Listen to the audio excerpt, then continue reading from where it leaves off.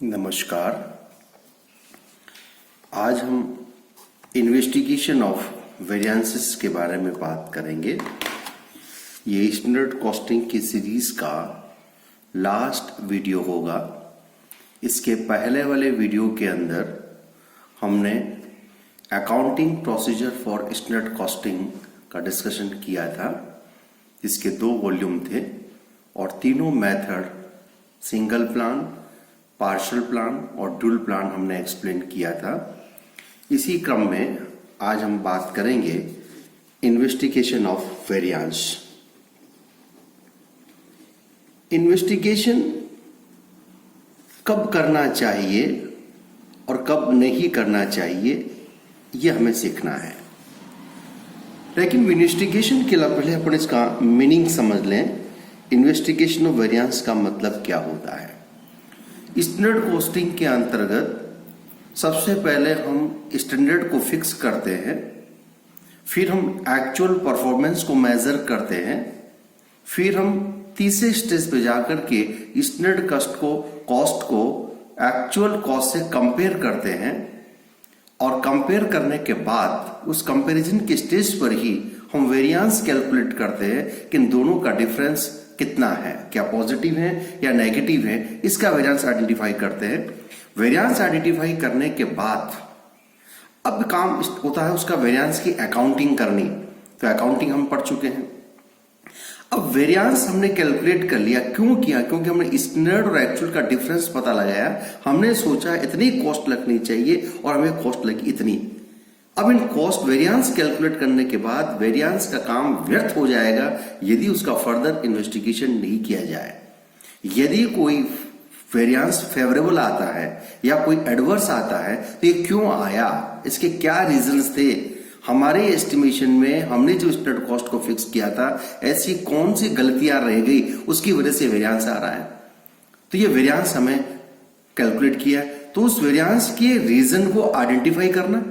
तो यहां पर एक बात आप समझ लीजिए कि इंटरप्रिटेशन और इन्वेस्टिगेशन वेरिएंस में भी डिफरेंस है। इंटरप्रिटेशन का मतलब सिर्फ होता है कि what are the possible cause of variances, what are the possible cause of, जैसे प्राइस वेरिएंस आया तो प्राइस वेरिएंस का रीजन क्या था। रीजन हो सकता है मार्केट प्राइस बढ़ गई हो, या फिर ये हो सकता हो कि हमें एकदम हेवी डिस्काउंट मिल गया हो, बाजार के अंदर डाउनफॉल चल रहा था, माल सप्लाई डिमांड नहीं थी तो डिस्काउंट मिल गया, जो डिस्काउंट का हम एक्सपेक्टेशन नहीं कर रहे थे तो उस वजह से वेरिएंस उत्पन्न हुआ। तो पॉसिबल रीजंस को आइडेंटिफाई करना वो हमारा इंटरप्रिटेशन कहलाता है। लेकिन उस वेरिएंस के पर्टिकुलर पॉइंट को आइडेंटिफाई करना कि क्या उसकी कंक्लूसिव डिसीजन पर जाना इन्वेस्टिगेशन ऑफ वेरिएंस कहलाता है। यानी वेरिएंस आया नेगेटिव, किस वजह से आया और कौन रिस्पॉन्सिबल था, क्या करेक्टिव एक्शन इज रिक्वायर्ड और नॉट, क्या सिचुएशन इज कंट्रोलेबल और नॉट।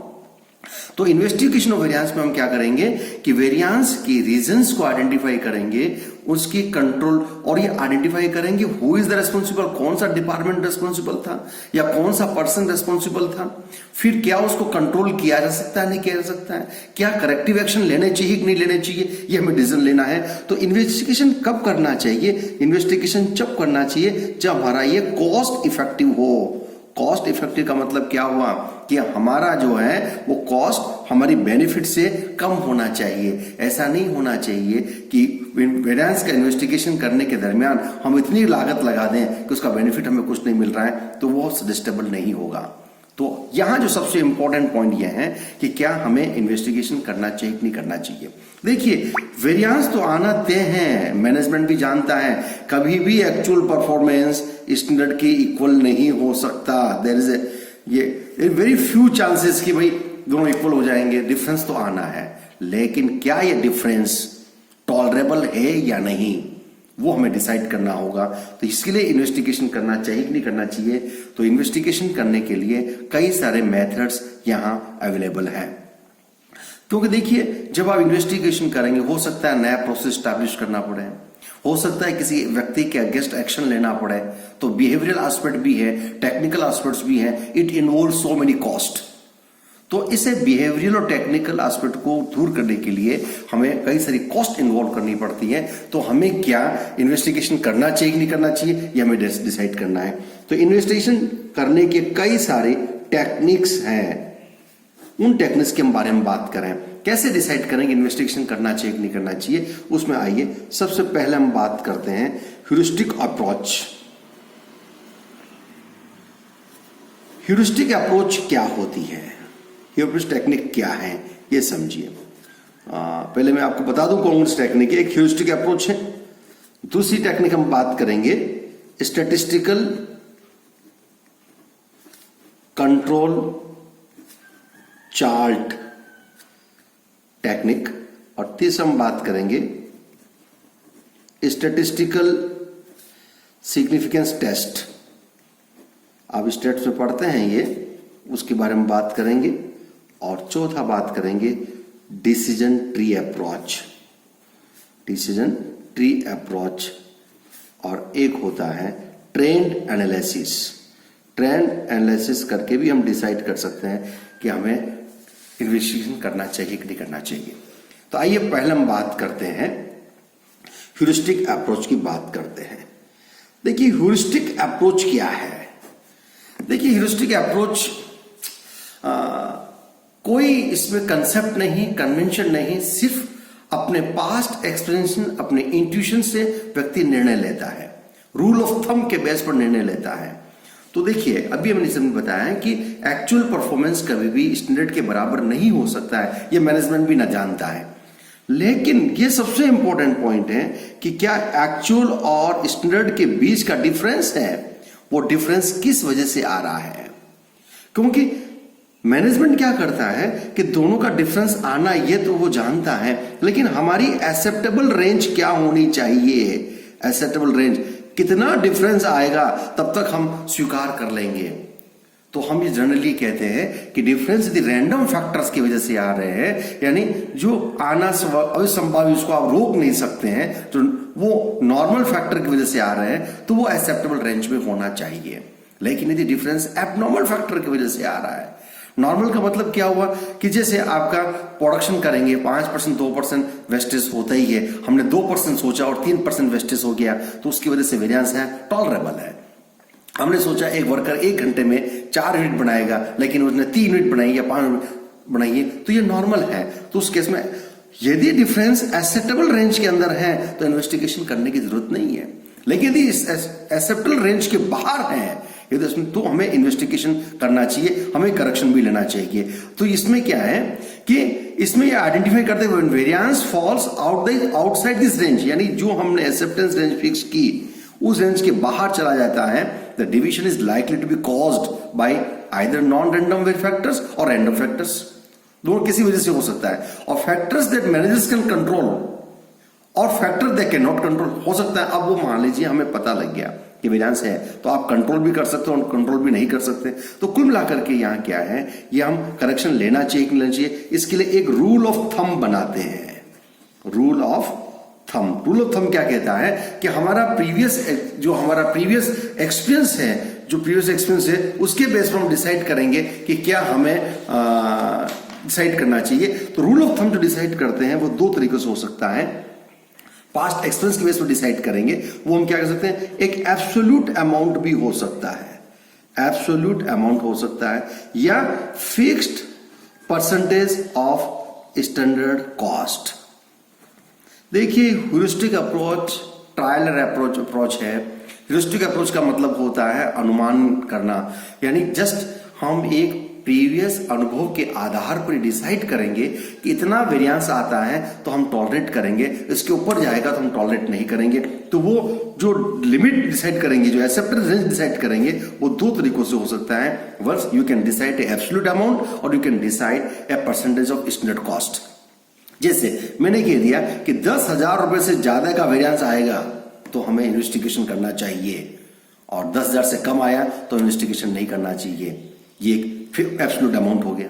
या हम जो कहते हैं स्टैंडर्ड कॉस्ट का 5% यदि वेरिएंस आता है, 5% तक वेरिएंस आता है या 10% तक वेरिएंस आता है, तो हमें कोई इन्वेस्टिगेशन करने की जरूरत नहीं है। लेकिन जो ही 5% से ज्यादा का वेरिएंस आएगा तो हमें इन्वेस्टिगेशन करना चाहिए। तो ये ह्यूरिस्टिक अप्रोच हो गया। तो जैसे मैं क्वेश्चन समझाता हूं आपको। मान लीजिए जैसे आपने कहा कि कुछ इन्फॉर्मेशन, जैसे स्टैंडर्ड कॉस्ट दे रखी है आपको 1 लाख रुपए दे रखी है, स्टैंडर्ड कॉस्ट 1 लाख दे रखी है, और उसके बाद आपको कहा गया है कि जो अलाउएबल डिविजन्स हैं, अलाउएबल डिविजन्स, जो डिफरेंस है, वो जो अलाउएबल वेरिएंसेस जो है वो मान लीजिए 10,000 रुपए है। अलाउएबल डिविजन्स का मतलब 10,000 रुपए है, यानी ये आपका एक्सेप्टेबल रेंज है कि 10,000 रुपए तक का डिफरेंस है तो हमें कोई एक्शन लेने की जरूरत नहीं है, और हमारी स्टैंडर्ड कॉस्ट 1 लाख है, ये डिसाइड किया। अब मान लीजिए एक्चुअल परफॉर्मेंस देखता हूं मैं लीजिए मैं जून से स्टार्ट करता हूं, जून, जुलाई, अगस्त, सितंबर, अक्टूबर, नवंबर, ये मैंने 6 महीने लिए। और जब एक्चुअल कॉस्ट मैंने देखी कितने मान लीजिए 97,000 आई, या 1,05,000 आ गई, या मान लीजिए 95,000 आई, और यहाँ मान लीजिए 1,02,500 मान लीजिए, और यहाँ आई 1,07,500, और यहाँ आई 1,12,500। अब आप देखिए आपका स्टैंडर्ड कितना था, 1 लाख था, और ये एक्चुअल परफॉर्मेंस हुई। अब किस महीने के वेरिएंस का इन्वेस्टिगेशन करना चाहिए और नहीं करना चाहिए, हमें जैसे आपसे कहा जाए calculate the variance for each month and find out in which month investigation should be there, यानी which month should be investigated, किस महीने को इन्वेस्टिगेशन करना चाहिए। तो देखिए ये 1 लाख हमारी स्टैंडर्ड कॉस्ट है, तो हर महीने के लिए 1-1 लाख रुपए हो गई। अब इसको डिफरेंस निकालेंगे हम, राइट।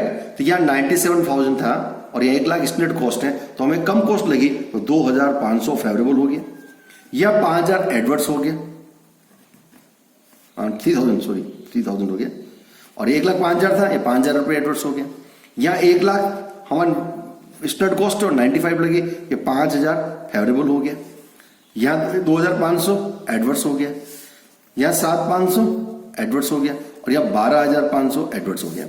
अब मैं एनालिसिस करता हूं, मेरा यार्ड स्टिक क्या था, रूल थंब क्या था, 10,000 से ज्यादा डिफरेंस आएगा तो मुझे इन्वेस्टिगेशन करना है, तो मुझे किसी मंथ में नहीं करना है, केवल और केवल लास्ट का महीना जो आ रहा है, नवंबर का महीना जो आ रहा है, उस नवंबर के महीने को इन्वेस्टिगेशन मुझे करना चाहिए, अदरवाइज नहीं करना चाहिए। तो ये रूल ऑफ थंब कहलाता है। तो रूल ऑफ थंब ये कहता है कि हमारा पास्ट एक्सपीरियंस क्या कहता है, पास्ट एक्सपीरियंस के अनुसार हमें यार्ड स्टिक फिक्स कर देते हैं। वो जो यार्ड स्टिक जो एक्सेप्टेंस रेंज आप फिक्स करते हैं वो या तो एब्सोल्यूट अमाउंट हो सकता है, तो 10,000 फिक्स कर दिया, 10,000 ज्यादा वेरिएंस आएगा तो हम इसका क्या करेंगे, इन्वेस्टिगेशन करेंगे। तो केवल नवंबर के महीने का इन्वेस्टिगेशन करना चाहिए, सबका नहीं करना चाहिए, क्योंकि टाइम वेस्ट होता है, कॉस्ट लगती है, उतना बेनिफिट हम होगा नहीं, इसलिए उसको हम केवल नवंबर के महीने का करना चाहिए। अब मान लीजिए मैं यहाँ कह देता नहीं, हमारा एक्सेप्टेबल रेंज है 5% ऑफ स्टैंडर्ड कॉस्ट, तो 1 लाख का 5% कितना हुआ, 5,000 हुआ। तो 5,000 से ज्यादा कौन कौन से, देखिए 5,000 से ज्यादा है ना, तो हमारा और 5,000 ज्यादा 1, 2, 3, 4 महीने हो जाएंगे, इन 4 महीने का इन्वेस्टिगेशन करना चाहिए। तो ह्यूरिस्टिक अप्रोच क्या कहती है, heuristic approach just like a rule of thumb कहलाता है, और इसमें हम एक अमाउंट फिक्स कर देते हैं कि भाई इतना अमाउंट तक आपको है, ज्यादा वेरिएंस आएगा तो हम इन्वेस्टिगेशन करेंगे, और इससे ज्यादा नहीं आएगा तो इन्वेस्टिगेशन नहीं करेंगे। आइए सेकंड मेथड की बात करें हम, स्टैटिस्टिकल कंट्रोल चार्ट। देखिए कभी कभी it is very difficult to assess the cost and benefit of the variance analysis case by case, संभव नहीं होता है, और उस केस में केवल हमें यह दिखाना होता है कि हमारी एक्सेप्टेबल रेंज है, एक्सेप्टेबल रेंज, उस एक्सेप्टेबल रेंज तक ही हम क्या करेंगे, एक्सेप्ट करेंगे। तो इसमें कंट्रोल चार्ट्स हम बनाते हैं। अब क्या है, देखो पहले तो हमने पहले वाले ह्यूरिस्टिक अप्रोच में क्या किया, 10,000 से ज्यादा था इन्वेस्टिगेशन करना चाहिए, और 10,000 से कम तो नहीं करना चाहिए। स्टिल कंट्रोल चार्ट क्या कहता है, 2 लिमिट्स कैलकुलेट करता है, 2 लिमिट्स, यानी टॉलरेंस लिमिट निकालता है कि टॉलरेंस लिमिट तक कितना टॉलरेट हम कर सकते हैं। देखिए टॉलरेंस लिमिट कह दें या इसको कंट्रोल लिमिट कह दें, बात एक ही है, यानी कितने लिमिट तक हम टॉलरेट कर पाएंगे। तो इसके लिए हमें 2 लिमिट फिक्स करते हैं, एक तो हम करते हैं अपर कंट्रोल लिमिट, और एक हम फिक्स करते हैं लोअर कंट्रोल लिमिट। जो स्टैंडर्ड हमने फिक्स किया उस स्टैंडर्ड के बेस पर, उसको तो बेस मान लिया, उससे एक अपर लिमिट निकाल लिया और एक लोअर लिमिट निकाल दिया। यदि इस अपर और लोअर के बीच के अंदर एक्चुअल परफॉर्मेंस आता है तो नो एक्शन इज रिक्वायर्ड, लेकिन इन दोनों लिमिट के बाहर चला जाता है तो एक्शन इज रिक्वायर्ड। अब इसका प्रश्न उठता है कि भाई ये अपर और कंट्रोल लिमिट का डिटर्मिनेशन कैसे किया जाए। अब देखिए एक्चुअल में हो क्या रहा है कि हम वेरिएंस कैलकुलेट करते हैं, हम वेरिएंस एब्सोल्यूट अमाउंट में निकालते हैं। अब इस वेरिएंस को मेजर करने के लिए स्टैटिस्टिक्स के अंदर एक टेक्निक है that is known as standard division. Standard division क्या करता है कि किसी भी सीरीज के वेरिएंस कितना डिस्पर्शन है, कितना स्कैटरनेस है, उसको मेजर करता है वेरिएंस के थ्रू। तो सबसे पहले मैनेजमेंट डिसाइड करेगा कि हम कितना टॉलरेट कर पाएंगे, कितना हम फिक्स, कितना लॉस वेरिएंस हम टॉलरेट करने की पोजीशन में है। तो इसके लिए हम एक वेरिएंस कैलकुलेट, तो स्टैंडर्ड डिवीजन आप कैलकुलेट करेंगे तो स्टैंडर्ड डिवीजन का एक सर्टेन टाइम्स 2 गुना 3 गुना या 1.596 गुना या 2.58 टाइम्स तक का वेरिएंस हम एक्सेप्टेबल रेंज में है या नहीं। इसको समझने के लिए पहले हम थोड़ा स्टैटिस्टिकल की टेक्निक समझने की कोशिश करें। ये जो अपर लिमिट और कंट्रोल लिमिट फिक्स करेंगे वो लेवल ऑफ सिग्निफिकेंस पर डिसाइड करेंगे हम, लेवल ऑफ सिग्निफिकेंस।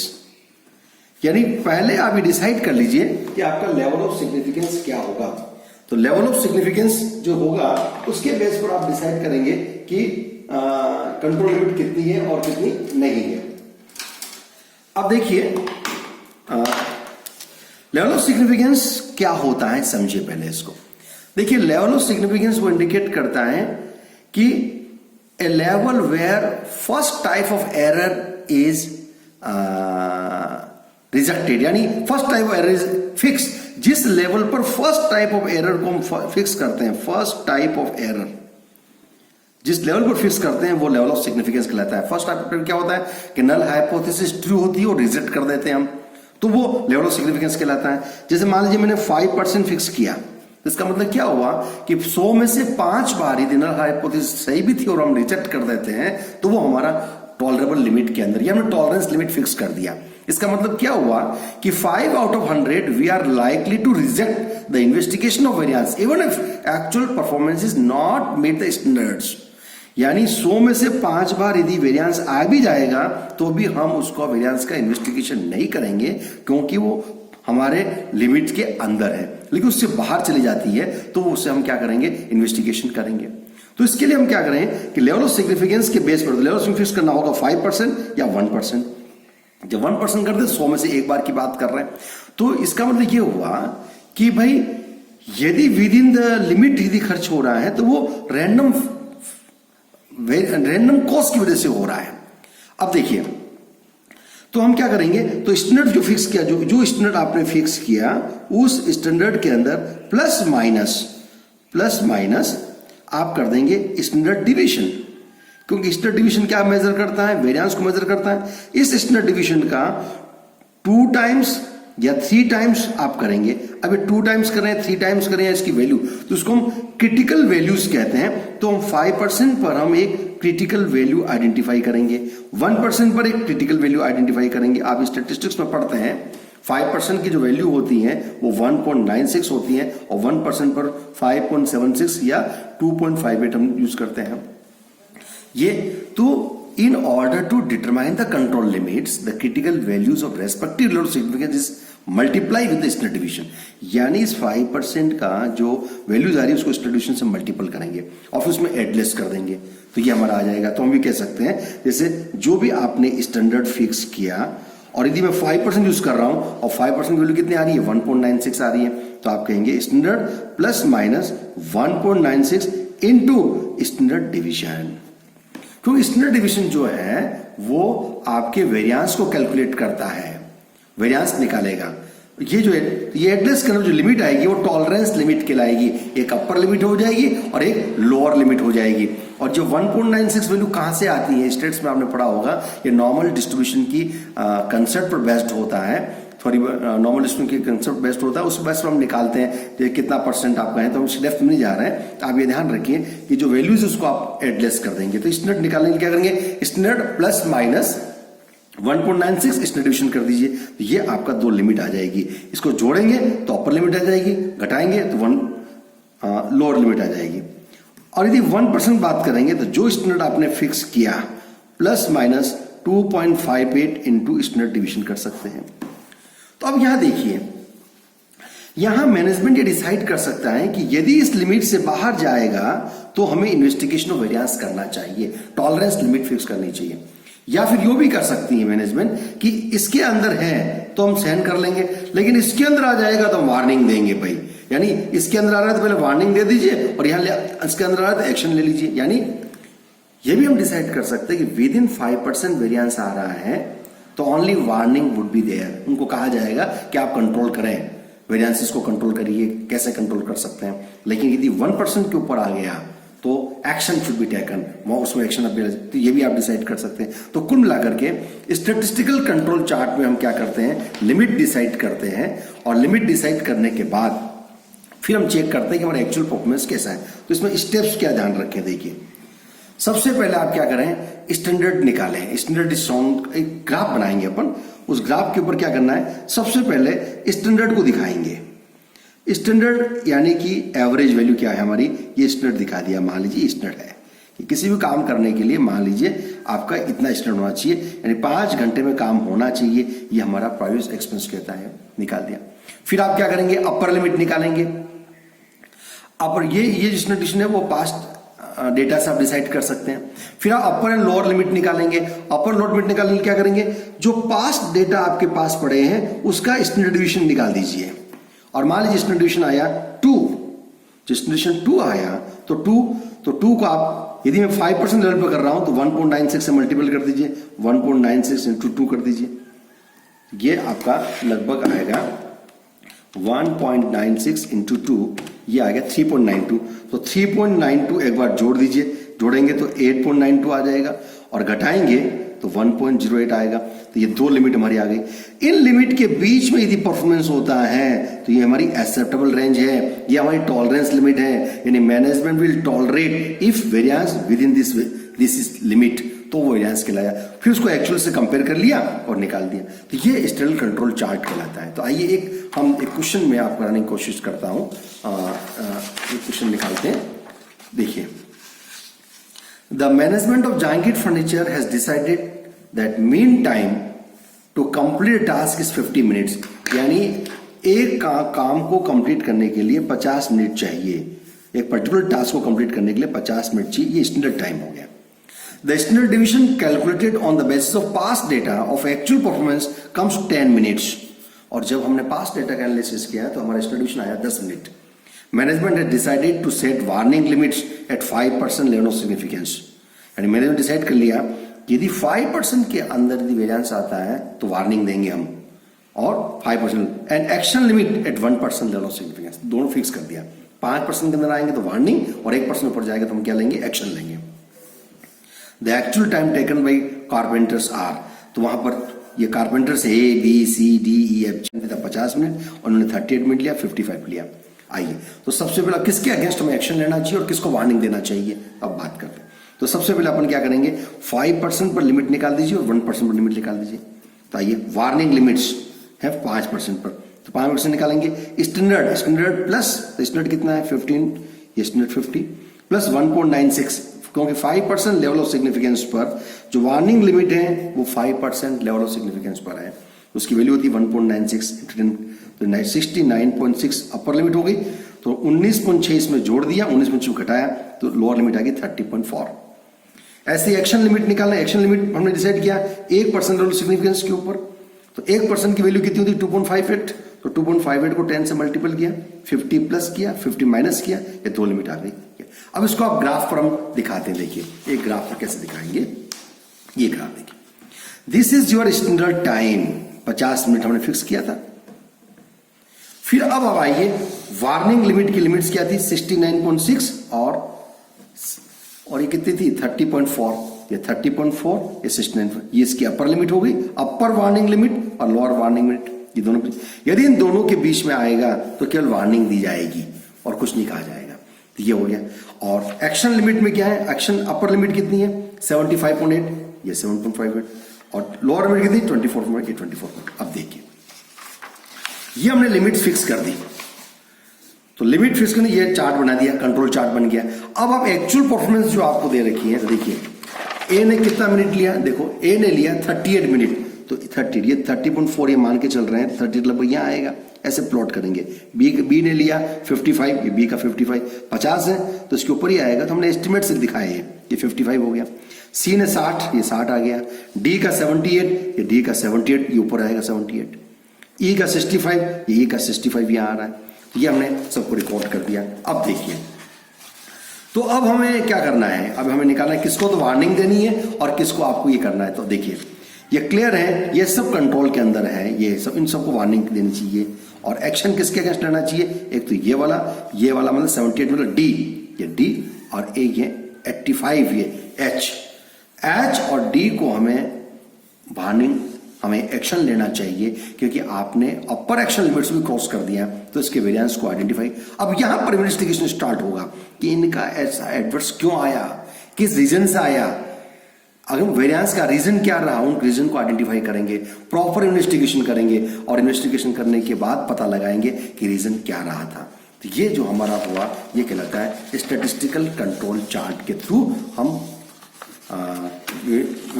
डिसीजन ले सकते हैं कि हमें इन्वेस्टिगेशन करना चाहिए कि नहीं करना चाहिए। आई थिंक आपको समझ में आया होगा कि स्टिल कंट्रोल चार्ट कैसे। अब आइए तीसरी हम बात करते हैं, स्टैटिस्टिकल सिग्निफिकेंट टेस्ट की बात करते हैं। स्टैटिस्टिकल सिग्निफिकेंस टेस्ट, यानी अब हम बता रहे हैं आपको कि यहां पर एक टेस्ट अप्लाई कर दीजिए, जेड टेस्ट जिसको हम कहते हैं, जेड टेस्ट अप्लाई करें, जेड टेस्ट अप्लाई कर दीजिए और अप्लाई करके देखिए कि क्या हमें वेरिएंस के बारे में इन्वेस्टिगेशन करना चाहिए कि नहीं करना चाहिए। तो देखिए यहां पर हम सबसे पहले क्या है, एक नल हाइपोथेसिस जनरेट कर सकते हैं। नल हाइपोथेसिस क्या जनरेट कर सकते हैं कि there is no difference between actual cost and standard cost, यानी जो हमारी स्टैंडर्ड कॉस्ट और एक्चुअल में there is no significant difference significant नहीं है। अब देखिए, लेकिन आपको लग रहा है कि एक्चुअल कॉस्ट तो 1 लाख रुपया है, स्टैंडर्ड कॉस्ट 97,500 आई, डिफरेंस तो है, तो विजिबल डिफरेंस है। तो डिफरेंस के 2 कारण हो सकते हैं, यानी ये मान के चलते हैं कि डिफरेंस क्यों है, तो डिफरेंस के 2 कारण हो सकते हैं। एक तो हो सकता है बाई चांस और एक हो सकता है ड्यू टू असाइनेबल कॉजेज। अब देखिए जो एक्चुअल परफॉर्मेंस और स्टैंडर्ड परफॉर्मेंस के बीच का जो डिफरेंस है वो किसकी वजह से आ रहा है। यदि बाई चांस की वजह से आ रहा है तो ये टॉलरेट है, हमें टॉलरेट कर लेना चाहिए, तो आना है, ये इसको हम एक्सेप्ट कर लेंगे। और लेकिन यदि ये असाइनेबल कॉज की वजह से आ रहा है तो हमें इन्वेस्टिगेशन करना चाहिए। यदि डिफरेंस, तो इसका मतलब क्या हुआ, यदि हमारी नल हाइपोथेसिस एक्सेप्ट हो जाती है तो no investigation is required, but if null hypothesis rejected तो हमें क्या करना चाहिए, इन्वेस्टिगेशन करना चाहिए। अब रिजेक्ट कैसे करते हैं, इसके लिए आप क्या करते हो, लेवल ऑफ सिग्निफिकेंस फिक्स करते हो। जैसे आपने 5% लेवल फिक्स किया तो उसकी क्रिटिकल वैल्यू कितनी आई, 1.96। इस 1.96 को हम z की वैल्यू से कंपेयर करेंगे, यानी z की वैल्यू और 1.9, यदि z की वैल्यू 1.96 से कम आती है तो हमारी नल हाइपोथेसिस एक्सेप्ट हो जाएगी, यानी डिफरेंस सिग्निफिकेंट नहीं है। जब डिफरेंस सिग्निफिकेंट नहीं है तो इन्वेस्टिगेशन करने की जरूरत नहीं है, तो हमें no investigation is required. But if z value is greater than 1.96, जो कैलकुलेट की हमने वैल्यू वो 1.96 से ज्यादा है, yes difference is significant, null hypothesis rejected, तो हमें इन्वेस्टिगेशन करना चाहिए। इन्वेस्टिगेशन इज सजेस्टेड, ये हमें देखना होगा। और यदि हम 5% की बात कर रहे हैं तो 1.96 की जगह कितना आ जाएगा, 1.58 आ जाएगा। तो स्टैटिस्टिकल सिग्निफिकेंट टेस्ट ये डिसाइड करता है कि क्या हमें एक्शन लेना चाहिए कि नहीं लेना चाहिए। इसमें सबसे पहले आप क्या करें, एक नल हाइपोथेसिस फिक्स कर दें और तब आप कहेंगे कि there is a no significant difference between actual cost and standard cost. जो विजिबल डिफरेंस है वो विजिबल डिफरेंस किसी मेजर रीजन की वजह से नहीं है, वो बाई चांस आया है, वो सैंपलिंग फ्लक्चुएशन की वजह से आया है, इसलिए वो टॉलरेबल है, तो वो नल हाइपोथेसिस हम एक्सेप्ट कर लेंगे। और यदि नल हाइपोथेसिस रिजेक्ट होती है, इसका मतलब ये हुआ कि the difference is due to assignable cause, due to abnormality, due to any major reason, तो now investigation should be made. हमें इन्वेस्टिगेशन करके पता लगाना चाहिए कि ये डिफरेंस क्यों आ रहा है, who is responsibility fix, responsible कौन है, the responsibility should be fix and action should be taken, ये हमें डिसीजन लेना चाहिए। तो ये तो हमारा अब क्वेश्चन रहता है जेड की वैल्यू कैसे निकालेंगे। तो देखिए मैं एक सिंपल समझाने का, सबसे पहले आप जेड का स्टैंडर्ड वेरिएंस को स्टैंडर्डाइज कर दीजिए। जो वेरिएंस आप निकालेंगे, जेड क्या है, जेड इसमें जेड टेस्ट को जो हम कहेंगे स्टैंडर्डाइज वेरिएंस। वेरिएंस को हम क्या करते हैं, स्टैंडर्डाइज कर देते हैं। तो जेड इक्वल टू होगा actual cost minus standard cost upon standard division. ये आप निकाल दीजिए, ये जेड की वैल्यू आ जाएगी। एक्चुअल कॉस्ट में से स्टैंडर्ड कॉस्ट को माइनस करके जब भी हम वैल्यूज को स्टैंडर्डाइज करते हैं तो हम x minus x bar upon standardization करते हैं, वही actual cost minus standard cost upon standardization कर दिया। ये लगाने के बाद यदि इसकी वैल्यू 1.96, देखिए ये आप यूं कह सकते हैं, ये अपनी एक टेबल से समझा देता हूं मैं आपको। सबसे पहले जेड निकाला, जेड कैसे निकालेंगे, actual cost minus standard cost upon standardization. यदि इज लेस देन 1.96 तो फिर आप आइडेंटिफाई करें nature of cause of difference या वेरिएंस। वेरिएंस के डिफरेंस का नेचर क्या था, तो इसका मतलब ये हुआ ये ड्यू टू ये रैंडम कॉज की वजह से आया। यदि ऐसा है तो हम कहेंगे रैंडम कॉज, यानी सैंपलिंग फ्लक्चुएशन की वजह से है। Difference arise only due to sampling fluctuation. तो अब हमें क्या करना है, डिसीजन लेना होगा। डिसीजन लेना होगा कि हमें इन्वेस्टिगेशन करना चाहिए नहीं करना चाहिए। तो इन्वेस्टिगेशन नॉट सजेस्टेड, कि हमें इन्वेस्टिगेशन का डिसीजन लेना है कि हमें वेरिएंस का इन्वेस्टिगेशन करना चाहिए कि नहीं करना चाहिए।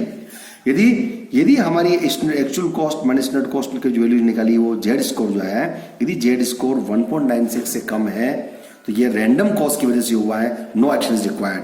लेकिन standard cost actual cost minus standard cost of investigation is greater than 1.96 आता है, तो इसका मतलब ये हुआ ये डिफरेंस असाइनेबल रीजन की वजह से हुआ है, असाइनेबल कॉजेस की वजह से हुआ है। और हुआ है यस, इन्वेस्टिगेशन इज सजेस्टेड, हमें इन्वेस्टिगेशन करना चाहिए। तो इसका मतलब ये, इसका मतलब क्या हुआ, इस केस में नल हाइपोथेसिस एक्सेप्ट हो गई है और यह हमारी null hypothesis do not accept यानी रिजेक्ट है। ये क्लियर हो गया। तो ये से हम डिसीजन ले लेंगे कि हमें फर्दर इन्वेस्टिगेशन करना चाहिए या नहीं करना चाहिए।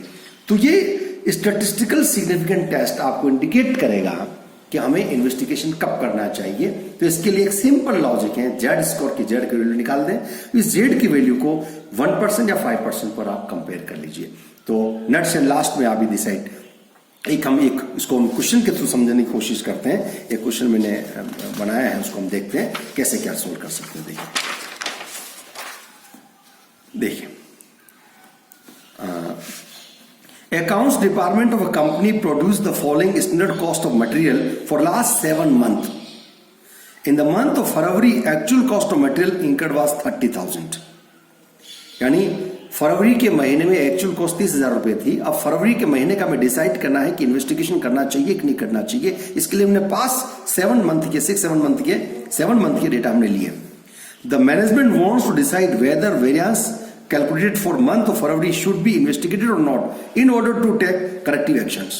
एक्शन लेने के लिए हमें डिसाइड करना है कि एक्शन लेना नहीं चाहिए या आपको पूछना है। You are requested to suggest the company. अब देखिए, ये देखिए जुलाई के महीने में स्टैंडर्ड कॉस्ट थी हमारी 18,000, अगस्त में थी 20,000, सितंबर में थी 22,000, अक्टूबर में 26,000, नवंबर में 30,000, दिसंबर, ये 7 महीने की आपको दे रखी है। अब 7 महीने को आपको दे रखी है, तो अब क्या है, हमें तो जेड स्कोर निकालना होगा। तो सबसे पहले हम नल हाइपोथेसिस फिक्स करेंगे। यहाँ नल हाइपोथेसिस क्या रहेगी कि there is no difference between standard cost and actual cost. जो स्टैंडर्ड हमने फिक्स किया है वो और 30,000 के बीच में कोई डिफरेंस नहीं है, कोई डिफरेंस सिग्निफिकेंट नहीं है। अब स्टैंडर्ड कैसे निकालेंगे, ये तो 7 महीने का है, तो हम क्या करेंगे, इसका एवरेज ले लेंगे। जो एवरेज वैल्यू आएगी वो एवरेज वैल्यू ही हमारे लिए क्या होगी, एवरेज वैल्यू जो होगी वो हमारे लिए क्या हो जाएगी, स्टैंडर्ड कॉस्ट हो जाएगी। वो एक्चुअल, तो स्टैंडर्ड कॉस्ट क्या हो जाएगी, स्टैंडर्ड कॉस्ट इज एवरेज, और एक्चुअल कॉस्ट तो कुछ में गिवन ही है, वो निकाल देंगे। आइए इसको कैसे, और हमें इसका स्टैंडर्ड डिवीजन भी निकालना होगा, क्योंकि फॉर्मूला क्या है हमारा, actual cost minus standard cost upon standard division करेंगे। देखिए तो ये हमने लिख दिया। देखिए ये स्टैंडर्ड कॉस्ट लिख दी 18,000 से लेकर के यहां तक से लिख दी। टोटल आई 1,68,000 और 1,68,000 में 7 से डिवाइड किया, यह है 24,000 रुपए। यानी हमारी एक्चुअल मीन जो है, एक्स बार जो है वो 24,000 है, यही हमारी स्टैंडर्ड कॉस्ट हो गई 24,000। ठीक, अब इसका निकालना है तो स्टूडेंट निकालने का फॉर्मूला आप जानते हो, under root summation x square upon n minus summation x upon n का होल स्क्वायर। तो एक्स स्क्वायर हमने डायरेक्ट वैल्यू प्रोडक्ट के वैल्यू स्क्वायर कर दिया, और चूंकि संख्या बड़ी थी तो इसमें सब में 1000 से डिवाइड कर दिया है ताकि संख्या छोटी हो जाए। तो 18 का स्क्वायर किया, 10 का स्क्वायर किया, 22 का स्क्वायर किया, ये स्क्वायर किया और टोटल लगा दिया, एक 4144 आ गया। तो देखिए, तो इस नोटेशन निकालने के लिए क्या करेंगे, अंडर रूट 4144 अपॉन एन कितना है 7 और समेशन एक्स कितना है, समेशन एक्स अपॉन एन किया दिया, एक्स बार आ गया, एक्स बार हमारा चॉइस ऑलरेडी कैलकुलेट कर रखा है, स्क्वायर कर दीजिए। इसको सोल्व किया तो यह है 4, और चूंकि 1000 से डिवाइड किया था इसलिए फिर 1000 से मल्टीपल कर दिया 4000। अब देखिए, तो हमारी सिचुएशन बिल्कुल क्लियर हो गई कि हमारी स्टैंडर्ड कॉस्ट है 24000, स्टैंडर्ड कॉस्ट हमारी हो गई 24000 और स्टैंडर्ड डिवीजन आ गया हमारा 4000 और एक्चुअल कॉस्ट फरवरी का कितना था 30,000। ये फरवरी का 30,000 था। अब हमें डिसाइड करना है कि इन्वेस्टिगेशन करना चाहिए नहीं करना चाहिए, तो जेड वैल्यू निकाल लेते हैं। तो actual cost minus standard cost upon standard division, actual cost 30,000, standard 24,000 upon 4, यह है 1.5। अब इसको यदि हम 5% लेवल की बात करते हैं तो हमारी क्रिटिकल वैल्यू कितनी होती है 1.96, तो 1.96 से कम है, इसलिए हम ये कहेंगे इन्वेस्टिगेशन इज नॉट सजेस्टेड। यहां हमारी नल हाइपोथेसिस एक्सेप्ट हो जाती है कि there is no significant difference between actual performance and standard performance, दोनों सेम है, तो इन्वेस्टिगेशन इज नॉट सजेस्टेड। ये डिफरेंस जो आया है वो एक रैंडम कॉज की वजह से आया है, किसी असाइनेबल कॉज की वजह से नहीं आया है, तो नॉट सजेस्टेड। तो ये हमारे जो है रीजन हो गया। Since calculated value is less than the critical value at 5% low significance, hence it is not suggested to investigate the variance. Investigate नहीं करना चाहिए, यानी जो विजिबल डिफरेंस है here it may be concluded the visible difference variances are raised due to random cause and not may be considered as normal. It may be considered as normal or not for the assignable cause. The difference arises due to normal cause of business, not due to major reason. No need to further investigate. हमें investigate करने की जरूरत नहीं है। ये हमारा ये decision हो गया कि कैसे हम स्टिल टेस्ट, तो ये मेथड आपको क्लियर समझ में आ गया होगा कि स्टिल डिसीजन टेस्ट में कैसे निकालते हैं। अब आइए नेक्स्ट मेथड की हम बात करते हैं। नेक्स्ट मेथड आपका है decision tree approach. Decision tree approach, देखिए इसके अंदर हम क्या करते हैं, एक डिसीजन ट्री बनाते हैं और डिसीजन ट्री बना करके डिसाइड करेंगे कि हमें इन्वेस्टिगेशन करना चाहिए नहीं करना चाहिए। सिर्फ इंफॉर्मेशन को प्लॉट करने का तरीका है। जैसे हमने क्या किया, एक स्क्वायर बनाया, स्क्वायर जो होता है वो डिसीजन पॉइंट को इंडिकेट करता है। डिसीजन पॉइंट, जैसे मैंने वेरिएंस कैलकुलेट किया, अब यहां डिसाइड करना है कि मुझे इन्वेस्टिगेशन करना चाहिए कि नहीं करना चाहिए। तो दो ऑप्शन मेरे पास हो गए, इन्वेस्टिगेट और नॉट इन्वेस्टिगेट। तो एक तो हो गया इन्वेस्टिगेट कि मुझे इन्वेस्टिगेट करना चाहिए, और दूसरा ऑप्शन हो गया डू नॉट इन्वेस्टिगेट, तो हमें इन्वेस्टिगेट करने की जरूरत नहीं है। दो ऑप्शन हो गया। जब इन्वेस्टिगेट नहीं करेंगे तो फिर यहां पर आपके पास में ये ऑप्शन होगा नो कॉस्ट नो बेनिफिट, कोई खर्चा भी नहीं होगा, कोई बेनिफिट भी नहीं होगा आपको, यानी इन्वेस्टिगेशन के नाम पर कोई खर्च नहीं करना होगा। अब मान लीजिए इन्वेस्टिगेट करते हैं तो उसमें दो चीजें आपको आएगी कि ये इन्वेस्टिगेशन किया तो फिर एक्शन लिया जाए या नहीं लिया जाए। तो पहला आ गया नो एक्शन, ले से करेक्शन एक्शन इज देयर, और दूसरा कह दिया no correction action is required. दोनों आपने ले लिया, क्योंकि सिचुएशन कंट्रोलेबल भी हो सकती है और नॉन कंट्रोलेबल भी हो सकती है। तो जो करेक्शन लेंगे तो कॉस्ट एंड बेनिफिट, कॉस्ट और बेनिफिट का डिफरेंस निकाल करके डिसाइड कर लीजिए करेक्शन का कितना हो रहा है। और यहां यदि नो करेक्टिव एक्शन लेंगे तो कॉस्ट तो इंकर्ड होगी लेकिन बेनिफिट कुछ नहीं होगा। तो एक कितनी संभावना हो सकती है कि मैं इन्वेस्टिगेशन करूं या नहीं करूं। तो मेरा दो ऑप्शन हो गए, पहले इन्वेस्टिगेशन करता हूं तो क्या होगा, इन्वेस्टिगेशन नहीं करता हूं तो क्या होगा। ठीक है, फिर उसके बाद दो ऑप्शन है कि वो कंट्रोलेबल है कि अनकंट्रोलेबल है। कंट्रोलेबल सिचुएशन में है तो उस केस में तो ठीक है, आप कंट्रोल सिचुएशन में है तो आप निकाल लेंगे कि भाई कंट्रोल सिचुएशन में कितनी कॉस्ट लगेगी और मुझे कितना फायदा होने वाला है, वो आप निकाल लीजिए। तो इसके अंदर ये स्टेट आपको दिखाई करना होगा। देखिए, तो इसको एक सिंपल निकाल करके अब एक एक टेबुलर अप्रोच में आप इसको रख सकते हैं। टेबुलर अप्रोच में रखने से फायदा ये होगा कि आपको डिसीजन लेने में आसान हो जाएगी कि मुझे क्या करना चाहिए। देखिए दो ही तो डिसीजन लेने हैं कि हमें इन्वेस्टिगेट करना चाहिए, या दूसरा ऑप्शन हमारा है डू नॉट इन्वेस्टिगेट नहीं करें या करें नहीं करें, दो चीज होगी। और दो स्टेटस आपके पास ही होगी स्टेटस। अब इसमें क्या होता है कि सिचुएशन आपके कंट्रोल में हो भी सकती है और नहीं भी हो सकती है। तो इन कंट्रोल सिचुएशन आपके कंट्रोल में है या नहीं, इन कंट्रोल या फिर आउट ऑफ कंट्रोल। क्योंकि इसमें आप ये देखना होगा कि सिचुएशन कैसी है, आपके कंट्रोल में है कि नहीं है। तो when variance occurs it may be either in control needing no investigation और it may be out of control needing investigation. यदि इन कंट्रोल है तो आपको ज्यादा फर्दर इन्वेस्टिगेशन करने की जरूरत नहीं है, केवल कॉस्ट ऑफ जो इन्वेस्टिगेशन की कॉस्ट आपने डिसाइड की वही लगेगी। लेकिन यदि आउट ऑफ कंट्रोल है तो आप फर्दर इन्वेस्टिगेशन करेंगे तो फर्दर कॉस्ट इन्वॉल्व होगी। तो हम ये कह सकते हैं कि when variance occurs it may be either in control, यदि कंट्रोल में है नीडिंग नो इन्वेस्टिगेशन, और it may be out of control needing investigation. तो ये अब देखो इसमें एक हम ये कह दें कि जब इन्वेस्टिगेशन करते हैं और तुम्हारी कॉस्ट लगेगी तो वो कॉस्ट ऑफ इन्वेस्टिगेशन कहलाएगी, कॉस्ट ऑफ इन्वेस्टिगेशन। तो मैं इन्वेस्टिगेशन करूंगा और कंट्रोल में है तो इसको मैं आई कह देता हूं, यानी कॉस्ट ऑफ इन्वेस्टिगेशन होगी। अब मैंने इन्वेस्टिगेशन स्टार्ट कर दिया, इन कंट्रोल में था ठीक, और आउट ऑफ कंट्रोल हो गया तो इन्वेस्टिगेशन की कॉस्ट तो लगेगी, प्लस मुझे एक कॉस्ट और लगेगी आई प्लस सी कह दीजिए सी। तो ये तो आई हो गया, और सी का मतलब हम कह सकते हैं cost of correcting process that is out of control. तो आउट ऑफ कंट्रोल है उसकी कॉस्ट निकालेंगे। देखिए मैंने यहां डिसाइड किया इन्वेस्टिगेशन करना है, यह कॉस्ट तो लगना ही लगना है। अब यहां आने के बाद मुझे पता लगता है कि कंट्रोलेबल है या अनकंट्रोलेबल अमाउंट है। यदि कंट्रोलेबल है तो इसी कॉस्ट से काम चल जाएगा, आगे जाने की जरूरत नहीं है। यहां जाने के पता लगता है कि अनकंट्रोलेबल सिचुएशन है तो मुझे इसके आगे और फर्दर कॉस्ट इंकर करनी पड़ेगी, वो कॉस्ट कहलाएगी सी मतलब cost of correcting process that out of control. ये आपका हो गया।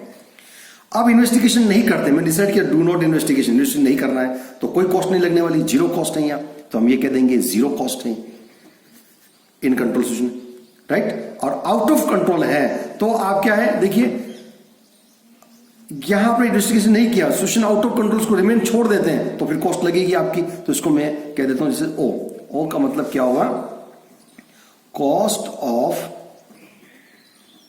Allowing the process to continue out of control। जब आप इन्वेस्टिगेशन नहीं करेंगे और वेरिएंस एडवर्स आ रहा है तो आपने उस प्रोसेस को छोड़ दिया है, आपने कंटिन्यू छोड़ दिया है कि वो उसके हाल पे छोड़ दिया है, तो उसका कॉस्ट तो इंकर होनी है, तो आउट ऑफ कंट्रोल हो जाएगी। तो इसके बेस पर आप डिसीजन ले सकते हैं और ये कंट्रोल डिसाइड कर लीजिए कि आपका कितना आ रहा है। तो इसे क्वेश्चन के थ्रू मैं बस समझाने की कोशिश करता हूं, देखिए कैसे हम कैलकुलेट कर सकते हैं। जैसे मान लीजिए cost of investigation of variance 12,800, यानी मैं इन्वेस्टिगेशन की कॉस्ट मान रहा हूं, ये मान लीजिए 12,800 है cost of investigation 12,800। Cost of correction of out of control process 32,000, यानी ये कॉस्ट हमारी आ रही है 32,000 रुपए कॉस्ट। और cost of allowable the process to remain out of control, remain out of control रहेगी, वो कॉस्ट कितनी आ रही है 1,60,000। Probability of being in control 0.9, यह हमारे कंट्रोल में रहेगी, इसकी सिचुएशन की प्रोबेबिलिटी कितनी है 95, आउट ऑफ कंट्रोल चली जाएगी, प्रोबेबिलिटी कितनी 0.5। देखिए डिसीजन ट्री में एक बात ध्यान रखिए, उस इवेंट के हैपन होने की प्रोबेबिलिटी हम कैलकुलेट करते हैं और उस प्रोबेबिलिटी के बेस पर ही हम कैलकुलेट करेंगे कितना होना चाहिए, तो वो हमने कैलकुलेट करके निकाल दिया। अब देखिए तो अभी इसको कैसे कैलकुलेट करेंगे, तो देखिए expected cost of investigation cost कितनी होगी, यानी मैं इन्वेस्टिगेशन करने के लिए करेंगे तो हमारा प्रोबेबिलिटी कितनी कंट्रोल होने की कौन सी 0.95, तो 0.95 इंटू 12,800 यह होगी कॉस्ट। अब आइए cost of correction out of control कितना 32,000 है, तो जब ये कॉस्ट इंकर्ड होगी तो ये कॉस्ट तो होनी है, तो इन दोनों जोड़ेंगे 12,000 प्लस 32,800, और इसकी संभावना कितनी होगी कंट्रोल में 0.95 है, तो इसको 1 में से माइनस कर देंगे P, तो ये 0.05 आ गया, इसको मल्टीपल कर दीजिए, तो टोटल अमाउंट आया 14,400। तो एक्सपेक्टेड कॉस्ट ऑफ इन्वेस्टिगेशन आ रहा है 14,400। कॉस्ट ऑफ नॉट इन्वेस्टिगेशन नहीं करता हूं ये, तो मेरा कॉस्ट कितने 1,60,000 तो होगी। जब नहीं करूंगा उसकी कंट्रोल लिमिट बात ही नहीं होती, 0.95 से माइनस करेंगे 0.05 आया, इस 0.05 को मल्टीपल कर दीजिए, ये आ गया 8,000। तो देखिए इन्वेस्टिगेशन करता हूं तो कॉस्ट 14,400 आती है, नहीं करता तो 8,000 आती है, तो डेफिनेटली मुझे इन्वेस्टिगेशन नहीं करना चाहिए, और ये आप डिसाइड कर देंगे। तो ये डिसीजन ट्री के अप्रोच के थ्रू आप ये डिसाइड कर सकते हैं कि मुझे इन्वेस्टिगेशन करना चाहिए या नहीं करना चाहिए। तो एक सिचुएशन आपके सामने आ गई कि उसे आप कैलकुलेट कर सकते हैं। तो इन्वेस्टिगेशन को आप जस्टिफाई कर सकते हैं। तो आप ये भी कह सकते हैं डिसीजन रूल यदि लेना हो, डिसीजन रूल आप ये कह सकते हैं, तो आप ये कहें कि यदि मुझे बेनिफिट हो रहा है तो मुझे एक्सेप्ट कर लेना चाहिए, नहीं तो यहाँ पर एक बेनिफिट कॉस्ट रेशियो भी कैलकुलेट कर सकते हैं। खैर, लेकिन ये डिसीजन ट्री के अप्रोच के माध्यम से है। और एक लास्ट था हमारा ट्रेंड एनालिसिस। ट्रेंड एनालिसिस कहता है कि पिछले डेटा का ट्रेंड का एनालिसिस कर लीजिए और उसका एक रूल ऑफ थंब बना लीजिए, किससे ज़्यादा वेरिएंस डिफरेंस आएगा तो हमें एक्शन लेना चाहिए। ये ह्यूरिस्टिक अप्रोच की बेस्ट पर ही बेस्ट होता है। तो इस तरह के ये मैंने कुछ टेक्निक्स आपको बताने की कोशिश की कि कौन कौन सी टेक्निक की वजह से हम इन्वेस्टिगेशन ऑफ वेरिएंस कर सकते हैं, कि हमें वेरिएंस का इन्वेस्टिगेशन करना चाहिए या नहीं करना चाहिए। ये डिपेंड करता है सिचुएशन के ऊपर कि हमारी बेनिफिट कितना है और कॉस्ट कितना है। आई थिंक आपको समझ में आया होगा। Thank you very much.